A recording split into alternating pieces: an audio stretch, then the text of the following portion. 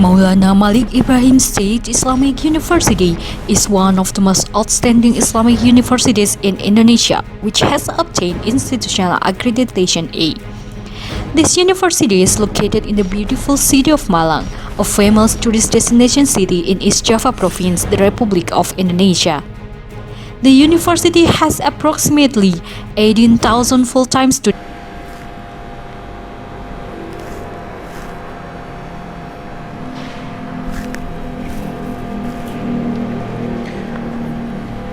Baik, sambil nunggu teman-teman yang lain, silakan yang sudah masuk, ada adik mahasantri, untuk langsung bisa mengisi kolom chat dengan nama dan jurusan kalian untuk absen ya. Kan Ustaz juga belum terlalu kenal dengan kalian, jadi silakan nanti langsung diketik namanya siapa dan jurusannya apa di kolom live chat sambil menunggu teman-teman yang masih bergabung.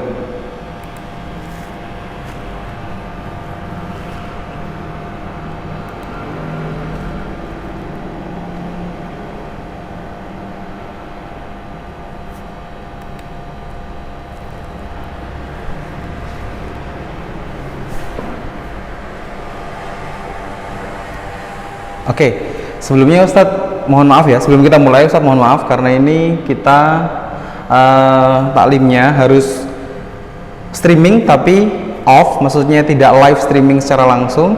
Ini Ustadz buat video terlebih dahulu karena ada suatu kondisi, tapi jangan khawatir, Ustadz tetap pantau nantinya di chat live chatnya. Silahkan nanti kalau ada pertanyaan atau hal yang perlu didiskusikan, bisa langsung kita diskusikan di live chat. Seperti itu, karena kondisi sekarang saya masih masih kerja maksudnya, jadi belum bisa pulang. Jadi Ustadz buatkan video terlebih dahulu, kemudian nanti kita akan diskusi lebih lanjut di grup, seperti itu ya. Baik, sepertinya sudah banyak yang masuk ini, sudah banyak yang bergabung. Bisa kita mulai sekarang? Bisa ya? Oke, yuk kita mulai. Assalamualaikum warahmatullahi wabarakatuh. Alhamdulillah, amma ba'du, kita masih diberikan kesehatan dan kesempatan untuk bisa bersua kembali walaupun secara virtual dalam kegiatan taklim Al-Quran yang ada di Ma'had Sunan Ampel Al-Ali UIN Maulana Malik Ibrahim Malang. Adik-adik, bagaimana kabarnya? Masih sehat semuanya ya? Masih sehat semuanya, maksudnya sehat-sehat ya? Oke, kondisi saat ini COVID masih belum mereda dan data dari pemerintah juga Indonesia grafiknya semakin naik. Oleh karena itu Ustadz juga menghimbau pada diri Ustadz sendiri dan juga kepada adik-adik semuanya, dimanapun kita berada, boleh kita beraktivitas seperti biasa, tapi untuk protokol kesehatan tetap harus dijaga dan juga kurangi kontak dengan orang-orang yang atau daerah-daerah yang sedang zona merah, karena ya itu dia, untuk menjaga kita biar terhindar dari virus COVID-19 seperti itu. Dan untuk kali ini kita akan kembali dengan pelajaran taklim Al-Quran. Minggu kemarin kita sudah pernah ketemu, kemudian minggu kemarin kita sudah belajar juga tentang ilmu tajwid, kegunaannya, manfaatnya apa, dan hukum mempelajari ilmu tajwid itu seperti apa. Dan untuk hari ini kita akan belajar lebih lanjut tentang materi yang sudah sedikit mendalam. Saya kira adik-adik semuanya sudah paham dengan materi ini, tinggal kita review kembali, kita murojaah kembali, kita ingat kembali materi ini. Yaitu kita akan belajar tentang bab nun, sukun, dan tanwin. Nah, sebelum kita mulai, alangkah baiknya yang punya kitab-kitab, yuk dipersiapkan buku catatannya mungkin.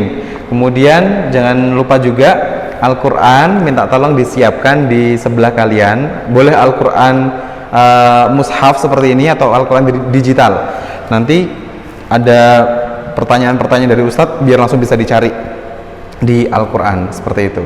Dan untuk hari ini adik-adik kita akan belajar tentang bab nun, sukun, dan tanwin. Ada yang tahu apa itu nun, sukun, dan tanwin? Huruf nun yang disukun, kemudian tanwin, nah kayak gitu ya. Jadi ada nun, sukun, dan tanwin. Jika nun, sukun, dan tanwin, nun, sukun atau tanwin maksudnya, itu bertemu dengan salah satu huruf hijaiyah, maka dia akan melahirkan sebuah hukum tajwid yang baru. Ada yang tahu nggak kira-kira ada berapa hukum kalau nun mati atau tanwin bertemu dengan huruf hijaiyah? Ada berapa hukum tajwid? 4, 5, iya benar. ada 4 atau 5. Loh kok 4 atau 5 Ustaz? Iya, kalau misalkan kita mau lihat di beberapa buku atau kitab tajwid, itu banyak sekali yang mengatakan kalau hukum tajwid itu ada 4. Apa saja? Kira-kira ada yang tahu? Apa aja hukumnya? Iya, yang pertama adalah idhar halki. Oke, adik-adik, Ustadz di sini maksudnya ayo kita reminder kembali, kita ingat-ingat kembali. Kadang kita menyebutkan idhar saja itu sudah benar, tapi kita juga perlu tahu ternyata ada banyak sekali macam idhar yang ada di hukum tajwid. Makanya untuk pertama kali ini kita berjumpa di hukum nun mati dan tanwin, ayo sekalian kita lengkapi namanya biar tidak lupa nanti kalau ketemu dengan idhar yang lain. Oke ya. Yang pertama ada namanya idhar halki. Idhar halki. Yang kedua ada namanya iklab. Iklab. Yang ketiga ada namanya ikhfa hakiki. Ikhfa hakiki. Yang keempat ada idgham. Idgham. Jadi ada 4 ya, yaitu idhar halki, ada iklab, ada ikhfa hakiki, dan ada idgham. Nah, itu kalau di kitab disebutkan 4. Tapi ada dijabarkan juga, ternyata idgham itu dia punya 2 jenis. Ada namanya idgham biguna, ada idgham bilaguna. Apa bedanya Ustadz? Nanti kita akan bahas. Oke, adik-adik. Jadi kalau misalkan ada yang tanya ada berapa hukum non sukun dan tanwin, itu jawabannya ada 4. Karena idghamnya ini jadi 1. Tapi kalau misalkan nanti ada pertanyaan semacam itu dan jawabannya itu membingungkan, di pilihan ganda misalkan ada 4 dan ada 5, kita biasanya kembali ke hukum awalnya, yaitu ada 4, karena idghamnya masih jadi 1. Baru nanti ketika ada penjelasan, idghamnya akan dibagi menjadi idgham biguna dan bilaguna. Bisa difahami sampai sini? Ada pertanyaan? Tidak ada? Kalau tidak ada, yuk kita mulai belajar bab nun sukun atau tanwin. Oke, adik-adik, yang pertama adalah hukum idhar. Kita lengkapi. Idhar halki. Apa itu idhar halki? Pengertiannya adalah apabila ada nun sukun atau tanwin bertemu dengan salah satu huruf halki. Ada yang tahu ada berapa huruf halki? Berapa? Ya, betul sekali. Ada 6 huruf halki. Apa saja? Ada hamzah, ada ha, ada kha, ada ain, ada ghain, dan ada ha. Coba diulangi lagi. Ada hamzah, ada ha, ada kha, ada ain, ada ghain, dan ada ha. Ini harus dihafalkan. Harus dihafalkan. Oke? Oke. Jadi pengertiannya adalah idhar halki itu apabila ada nun sukun atau tanwin bertemu dengan salah satu dari 6 huruf halki ini, maka dia disebut sebagai bacaan idhar halki. Apa sih Ustadz idhar halki itu? Jadi itu terdiri dari 2 suku kata. Yang pertama idhar, yang kedua halki. Pengertiannya secara bahasa adalah idhar itu artinya jelas, terang. Idhar itu adalah jelas, terang. Halki itu tenggorokan. Halki itu tenggorokan. Jadi huruf-huruf yang 6 tadi itu tempat keluarnya atau makhorijul hurufnya itu dari tenggorokan. Seperti itu. Bisa dipahami? Ada pertanyaan kira-kira? Belum ada ya? Belum ada. Baik, sekarang Ustadz mau kasih contoh huruf-huruf yang mengandung hukum idhar halki. Yang pertama, dilihat. Yang pertama, ada bacaan yan auna. Yan auna. Di situ ada apa? Nun sukun bertemu dengan auna. Huruf hamzah. Ingat, ada nun sukun bertemu dengan hamzah, itu disebut sebagai idhar halki. Gimana cara bacanya? Jelas, terang. Cuma 1 ketukan, tidak boleh berdengung, tidak boleh samar. Harus jelas. Yan auna. Yan auna. Oke? Bisa dipahami? Kita lanjut contoh yang kedua. Ada bacaan kullun amana. Kullun amana. Jadi di situ ada dhammah tanwin bertemu dengan huruf hamzah. Kullun amana. Kullun amana. Jelas, tidak boleh kullun amana, nggak boleh. Harus jelas dan terang. Kullun amana. Kullun amana. Oke, bisa dipahami? Kita lanjut contoh yang ketiga. Ada yanhauna. Yanhauna. Yanhauna. Di situ ada huruf nun sukun bertemu dengan huruf ha. Yanhauna. Tidak boleh yang hauna, nggak boleh. Harus jelas dan terang. Yanhauna. Oke, bisa dipahami? Ada pertanyaan? Belum ada? Kita lanjutkan. Contoh keempat.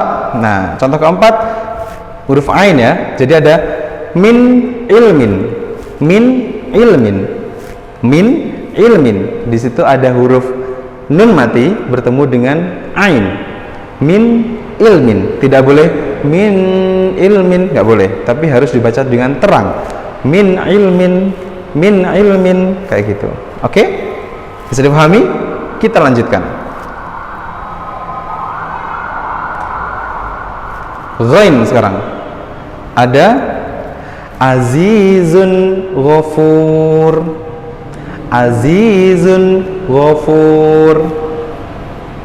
Jadi di situ ada nun sukun, ada tanwin maksud saya, ada tanwin, dhammah tanwin bertemu dengan ghain. Harus dibaca dengan jelas. Azizun ghafur. Tidak boleh azizun ghafur. Enggak boleh, itu salah. Jadi harus azizun ghafur. Kayak gitu. Bisa dipahami sampai sini? Paham? Paham. Kita lanjutkan contoh berikutnya. Ada nun sukun bertemu dengan ha. Wanhar. Wanhar. Wanhar. Jadi tidak boleh dibaca samar atau dengung ya. Jadi harus dibaca jelas. Wanhar. Ada nun sukun bertemu dengan ha. Betul sekali. Oke, ada pertanyaan? Belum? Kita lanjutkan. Bertemu dengan kha sekarang. Bertemu dengan kha. Contohnya adalah min khair. Min khair. Min khair. Itu ada nun sukun bertemu dengan kha. Min khair. Tidak boleh min khair, nggak boleh. Jadi dia harus jelas. Min khair, kayak gitu. Sampai sini bisa dipahami? Bisa. Jadi ada dia perlu diingat-ingat hukum idhar halki. Idhar itu artinya adalah jelas dan terang. Halki itu tenggorokan, yaitu hurufnya ada 6 maksudnya. Coba ayo disebutkan lagi. Huruf yang 6 tadi apa? Ada hamzah, ada ha, ada kha, ada ain, ada ghain, dan ada ha. Ulangi lagi. Ada hamzah, ada ha, ada kha, ada ain, ada ghain, dan ada ha. Itu dia idhar halki. Oke. Ada pertanyaan? Tidak ada? Kalau tidak ada, kita lanjutkan hukum yang kedua.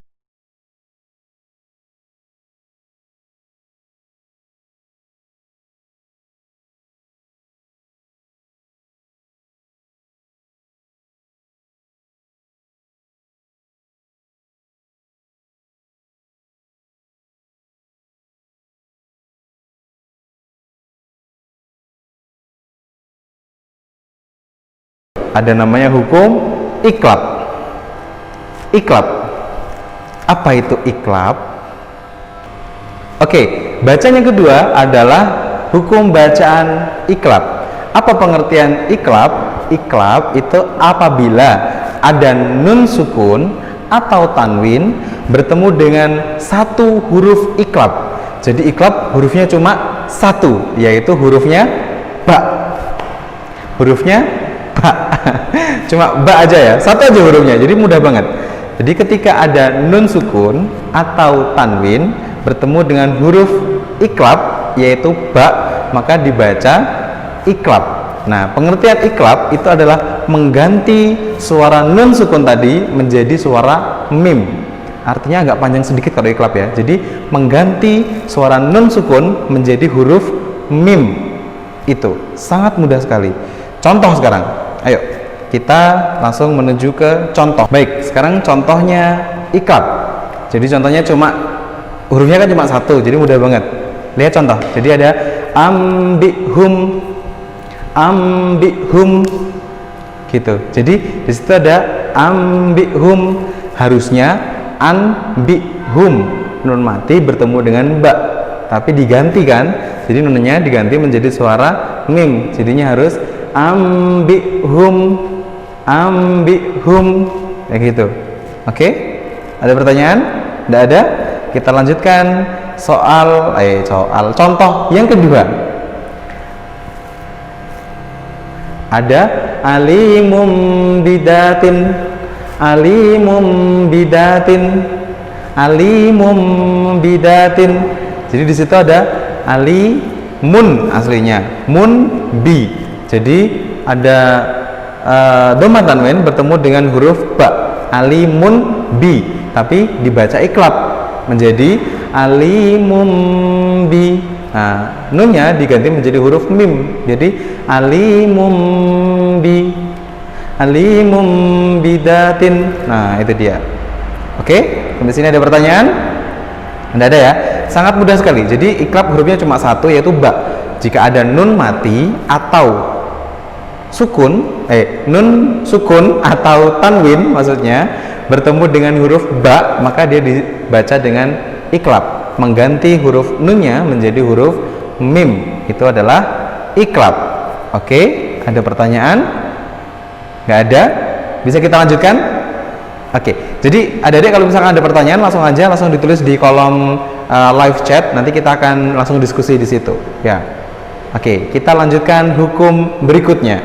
Hukum ini agak sedikit ribet karena hurufnya banyak banget. Nah, apa namanya? Adalah hukum ikhfa. Hukum ikhfa. Nah, karena kita harus paham ini dari awal, kita harus melengkapi namanya. Namanya adalah ikhfa hakiki. Ikhfa hakiki. Apa Ustaz bedanya sama yang lain? Nah, masalahnya nanti di hukum bacaan yang lain itu juga ada ikhfa. Nah, kita harus melengkapi ini biar kita paham. Jadi, namanya adalah ikhfa hakiki. Terdiri dari dua kata, ada ikhfa dan hakiki. Ikhfa itu artinya adalah samar-samar. Samar-samar. Hakiki itu artinya beneran. Iya, exactly. Nah, itu. Jadi ikhfa hakiki adalah ikhfa yang beneran. Nah, kayak gitu. Hurufnya ada berapa? Hurufnya ada 15. Nah, ini sangat sulit sekali untuk dihafalkan. Bukan sulit dihafalkan, kadang kita ribet menghafalkan, terus kayak nggak mau gitu, karena banyak banget gitu kan. Beda sama teman-teman dari hukum bacaan yang lain kayak gitu. Tapi biasanya kalau mau menghafalkan hukum huruf-huruf ikhfa itu teman-teman biasa pakai lagu boleh, pakai dinadakan boleh, syair boleh, dan lain sebagainya. Dulu Ustaz pernah ngaji itu ada kitab saya lupa kitab apa itu namanya dulu untuk belajar tajwid juga, tapi kitabnya itu berbahasa Jawa gitu loh, Pegon kalau mungkin ada yang tahu. Jadi ketika menghafalkan huruf-huruf dan menghafalkan hukum bacaan itu kita menggunakan nadham yang berbahasa Jawa. Jadi dulu kalau nggak salah itu bacaan ikhfa itu nadhamnya digubah menjadi bahasa Jawa kayak ini. Dodo sadin soko kutoja sepatu dasi. Jadi sampai dasi aja. Dodo sadin soko kutoja sepatu dasi kabeh dan enggo nyambangi putu. Nah, maksudnya 15 huruf dari hukum bacaan ikhfa. Itu ya. Terus berikutnya, kalau di kitab yang kita pelajari ini, di kitab Tuhfatul Thulab ini ada juga bait nadhamnya dibuat syair gitu. Jadi hurufnya kan ada 15. Biasanya dihafalkan dengan cara dinadakan gitu. Dengan ini. Sifdasana kam jada syakhsun qad sama dun tayyiban zid fi tuqadha dzalima. Nah, itu. Bisa kelihatan ya? Jadi sifdasana kam jada syakhsun qad sama dun tayyiban zid fi tuqadha dzalima. Nah, itu adalah huruf-huruf dari ikhfa hakiki. Sekarang kita langsung menuju ke contohnya, karena ada banyak banget ya, nggak mungkin kita satu persatu. Jadi kita ambil beberapa huruf saja, nah kita pelajari, kemudian kita aplikasikan kayak gitu. Oke, contoh ikhfa yang pertama. Jadi ada rijalun sodaku, rijalun sodaku.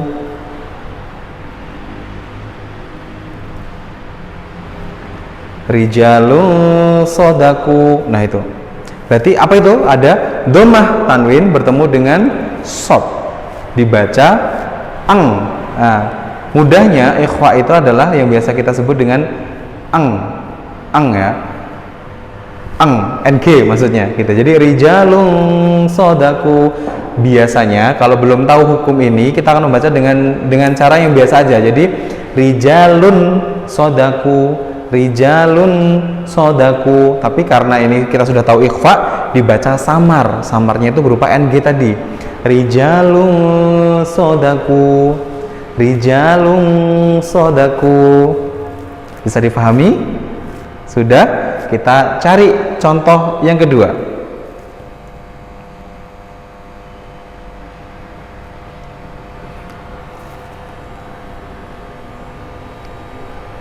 Contoh yang kedua, ini langsung double nantinya.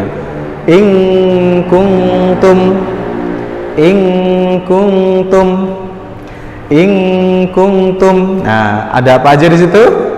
Ada nun mati bertemu dengan kaf, kemudian ada apa lagi? Nun mati bertemu dengan in kuntum. Tak, betul sekali. Jadi di situ ada nun mati bertemu kaf dan nun mati bertemu dengan tak. Double gitu hukumnya, sama-sama ikhfa hakiki. Harusnya kan dibaca in kuntum, tapi karena ini ikhfa harus ada ng-nya, samarnya, maka dibaca in kuntum. Oke, bisa difahami? Satu soal lagi, satu contoh lagi adalah maja'a, maja'a. Nah, di situ ada nun sukun bertemu dengan huruf jim. Nun sukun bertemu dengan jim. Biasanya kita baca manja'a, manja'a. Tapi karena ini ikhfa, maka dibaca samar. Harusnya adalah manja'a, manja'a, manja'a. Kayak gitu. Itu adalah ikhfa hakiki. Oke. Adik-adik, di ikhfa hakiki ini informasi tambahan ya. Ini informasi tambahan, jangan terlalu diambil pusing karena ini ada perbedaan pendapat dari para ulama Quran untuk ikhfa. Jadi ada beberapa kitab, tapi di kitab ini nggak dijelaskan. Di kitabnya kita ini nggak dijelaskan. Ada beberapa kitab itu yang menjelaskan ada beberapa jenis macam ikhfa hakiki gitu. Kalau dulu Ustaz pernah belajar, kata gurunya Ustaz itu ikhfa hakiki itu dibagi menjadi 3 bangsa, kata beliau. 3 bangsa ya. Yang pertama adalah bangsa NG, itu yang paling banyak banget hurufnya. Jadi bangsa NG, eng kayak gitu. Yang kedua ada bangsa NT, jadi en pakai NT ya, en kayak gitu. Yang ketiga ada bangsa NJ, jadi en gitu. Apa ini harus kita pelajari? Tidak, ini cuma sebagai informasi saja, informasi tambahan untuk adik-adik semuanya.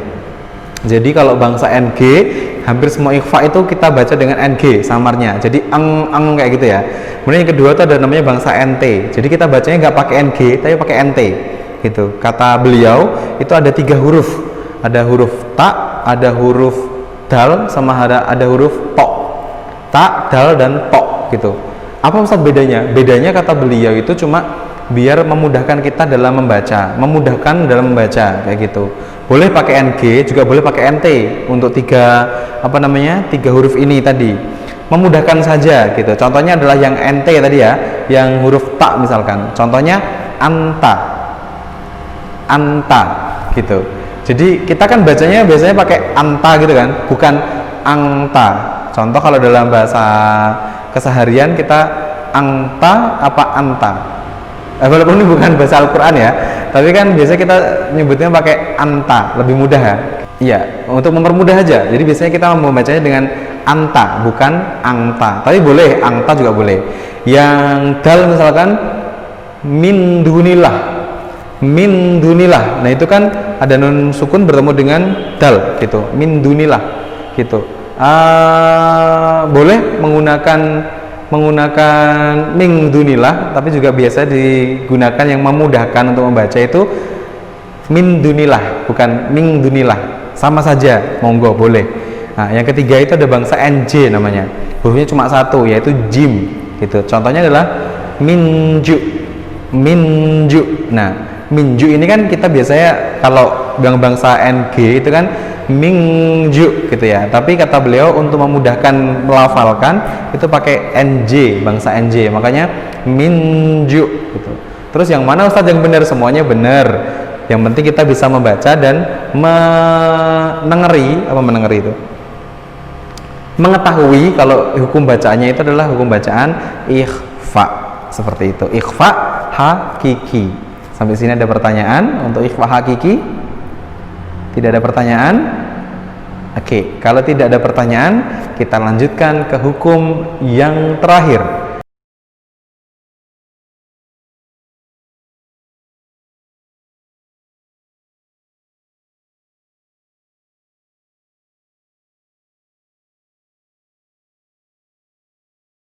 Yaitu hukum idgham. Idgham gitu. Idgham yang kita sepakati tadi itu idgham dulu baru dibagi menjadi dua. Ada idgham bigunah, ada idgham bila gunah. Apa bedanya? Nah, ini ada bahasa Arab. Idgham itu artinya adalah memasukkan atau substitution. Itu idgham, memasukkan. Artinya memasukkan huruf nun ke huruf setelahnya. Itu adalah idgham. Nah, ada bi gunah. Kita bahas yang pertama dulu. Bi gunah. Itu berarti bi itu dengan, gunah itu dengung. Jadi idgham bi gunah adalah idgham dengan dengung, kayak gitu. Dengung itu artinya dua ketukan. Kayak gitu ya. Sekarang langsung aja kita ke contohnya. Oke. Lupa, sebelum ke contoh, hurufnya ada berapa? Nah, idgham itu hurufnya ada 6. 4 untuk bigunah dan 2 untuk bilagunah. 4 untuk bigunah dan 2 untuk bilagunah. Nanti kita akan bahas yang bilagunah ya. Sekarang yang bigunah dulu. Jadi bigunah itu hurufnya ada 4. Yanmu, yanmu, ya, nun, mim, waw. Ya, nun, mim, waw. Kayak gitu. Oke, ada 4 dan kita langsung menuju ke contohnya aja. Contoh yang pertama adalah mayyakulu. Mayyakulu. Apa itu mayyakulu? Apa gunanya Ustaz? Kemudian apa idghamnya Ustaz? Nah, kalau tidak pakai hukum bacaan itu dibaca man yakulu. Tapi karena ini hukumnya adalah idgham dan diguna harus pakai guna, makanya nunnya dihilangkan, langsung masuk ke ya-nya tadi itu. Jadi mayyakulu, dengung dua ketukan ya. Mayyakulu, mayyakulu, bukan man yakulu tapi mayyakulu, langsung dimasukkan ke huruf ya-nya. Oke, contoh berikutnya ada an-nafsin. An-nafsin. Nah, ini ada nun mati bertemu dengan nun. Nun matinya dimasukkan ke nun, sama aja ini. Jadi an-nafsin, an-nafsin. Nah, kayak gitu. Lanjut, contoh yang ketiga ada mimmalin. Mimmalin, harusnya kan min malin, tapi karena ini idgham biguna, jadi huruf nunnya dihilangkan, dimasukkan ke huruf mim, jadi langsung mimmalin. Mimmalin, dengung ya, dua ketukan, mimmalin. Nah, kayak gitu. Contoh berikutnya adalah terakhir huruf waw, jadi miwalin. Miwalin. Kalau belum tahu idgham bigunah, maka dia akan bacanya min walin. Min walin. Tapi karena ini bigunah, akhirnya miwalin. Miwalin, dimasukkan. Nunnya hilang, langsung masukkan ke wa ya. Wow maksudnya. Jadi miwalin. Miwalin. Kayak gitu. Sampai sini bisa dipahami? Bisa? Iya. Jadi idgham bigunah itu apabila ada nun sukun atau tanwin bertemu dengan 4 huruf idgham bigunah, yaitu ya, nun, mim, dan waw, maka dia dibaca idgham bigunah, dimasukkan dan dengung. Oke adik-adik, kalau masih ada yang ditanyakan silahkan tulis di live chat kayak gitu ya. Dan terakhir kita akan bahas adalah hukum bacaan idgham bila guna. Idgham bila guna. Nah, idgham tadi itu artinya memasukkan, bi itu dengan, la itu tidak, guna itu dengung. Berarti idgham bila guna adalah memasukkan dengan tidak berdengung. Jadi dia tidak berdengung ya. Bedakan sama yang biguna tadi. Hurufnya cuma ada dua, yaitu lam dan ro. Lam dan ro kayak gitu. Oke, kita langsung menuju ke contohnya. Contoh idgham bila guna adalah mil ladunhu. Mil ladunhu aslinya itu kan ada nun sukun bertemu dengan lam. Kan min ladunhu. Min ladunhu, tapi dibaca mil ladunhu, jadi dimasukkan ke lam tapi tidak dengung. Tidak mil ladunhu bukan, tapi mil ladunhu langsung masuk mil ladunhu tanpa dengung. Contoh yang kedua ada rahmatan lil alamin. Rahmatan lil alamin. Nah, ini kan kalau misalkan belum tahu akan dibaca rahmatan lil alamin karena ada fathah tanwin bertemu dengan lam, maka dia dibaca idgham bila guna tanpa dengung, dimasukkan tanpa dengung. Jadi rahmatan lil alamin. Kayak gitu. Oke, lanjut contoh ketiga. Ada mir rabbihim. Mir rabbihim. Harusnya kan min rabbihim, tapi dibaca mir rabbihim. Nunnya hilang langsung masuk ke ro. Nun sukun bertemu dengan ro. Nunnya hilang masuk ke ro gitu ya. Mir rabbihim. Mir rabbihim. Kayak gitu. Contoh terakhir ada raufur rahim. Raufur rahim. Harusnya kan raufun rahim. Raufun rahim. Dhammah tanwin bertemu dengan ro. Nah, tapi karena dia dibaca idgham bila guna, maka dibaca raufur rahim. Seperti itu. Jadi apabila ada nun sukun atau tanwin bertemu dengan dua huruf idgham bila guna, yaitu lam dan ro, maka dia dihukumi bacaan idgham bila guna, dimasukkan dengan tanpa dengung. Nah, itu dia adik-adik, ada 5. Kalau di preteli semuanya ya, ada 5 hukum bacaan yang sudah kita pelajari. Ada idhar halki, ada iklab tadi, ada ikhfa hakiki, ada idgham biguna dan idgham bila guna. Sampai sini ada pertanyaan atau ada yang perlu ditanyakan, silahkan ditulis di live chat. Nanti kita bahas live chat aja gitu ya, kayak gitu. Oke. Kalau belum ada pertanyaan, ini Ustadz mau ngasih tugas live. Tugasnya live gitu ya. Nah, nanti akan Ustadz tampilkan ayat di sini, kemudian silakan dianalisis ada hukum bacaan apa yang ada di ayat itu. Nanti cepet-cepetan menulis di live chat kayak gitu ya. Oke, siap-siap semuanya. Jadi tugas online live-nya yang pertama adalah ayat ini. Kira-kira ada hukum bacaan apa aja di ayat ini? Segera tuliskan di komentar. Cepetan, ayo, buruan.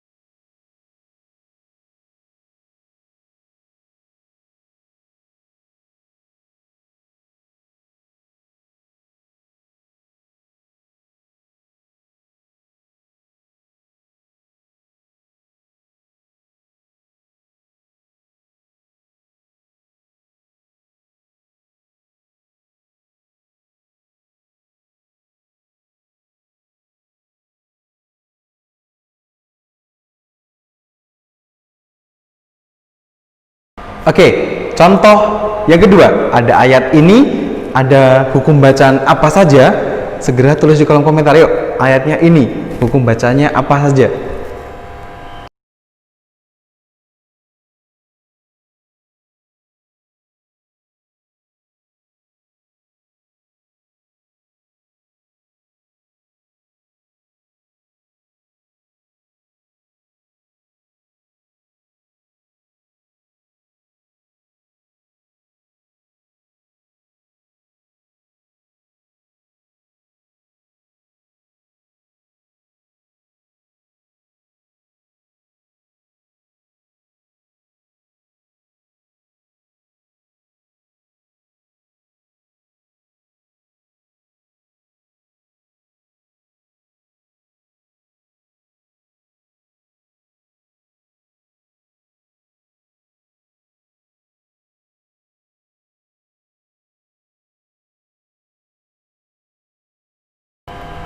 Buruan. Kasih nama juga biar tahu nanti. Kadang kan nama channel kalian kan aneh-aneh ya. Jadi Ustadz belum tahu nantinya, belum bisa menganalisis. Kasih nama untuk menjawabnya. Sudah? Oke, sudah banyak menjawab kayaknya. Iya, benar sekali semuanya. Oke, sudah? Ada yang ditanyakan? Kalau tidak ada, kita lanjut diskusinya di grup WA habis ini. Dan seperti biasa, nanti Ustadz akan mengirimkan Google Form. Silakan diisi identitasnya. Dan di situ ada 5 soal pilihan ganda berkaitan dengan hukum non mati atau tanwin. Silakan dijawab. Dan nanti kalau ada yang masih ditanyakan, bisa langsung kita diskusikan di grup atau PC ke Ustadz kayak gitu ya, tentang pembelajaran pada malam hari ini. Semoga membawakan manfaat dan kita bisa mendapatkan berkah dari apa yang kita pelajari di taklim Al-Quran kali ini. Kalau memang sudah tidak ada pertanyaan, ayo kita tutup dengan membaca doa Al-Quran. Allahumma arhamna bil Qur'an waj'alhu lana imaman wa nuran wa hudan wa rahmah. Allahumma dzakirna minhu ma nasina wa 'allimna minhu ma jahilna warzuqna tilawatahu ana al-laili wa adrafan nahar waj'alhu lana hujjatan ya rabbal alamin. Kurang lebihnya mohon maaf, tetap semangat selalu untuk belajar dan belajar, karena dengan belajar kita akan tahu hal dan kita bisa berubah lebih baik lagi. Terima kasih. Kita tutup dengan kafaratul majlis. Subhanakallahumma wa bihamdika asyhadu an la ilaha illa anta astaghfiruka wa atubu ilaik. Kurang lebihnya mohon maaf. Akhirul kalam. Assalamualaikum warahmatullahi wabarakatuh.